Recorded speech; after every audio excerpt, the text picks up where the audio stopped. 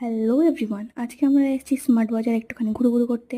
আর আমি ওর জন্য কিনেছিলাম দুটো রোজ, কারণ কি আমি কখনো ওকে রোজ দিইনি। কিন্তু সেটাও ও নিতে চাইছিল না, কারণ বাবানের প্রচুর পরিমাণে লজ্জা। তারপরে ও এদিক ওদিক ঘুরে ওর জন্য কিছু টি শার্ট দেখছিল, তো ফাইনালি ওর একটা পাঞ্জাবি পছন্দ হয়, যেটা এই যে রয়েছে সামনেই।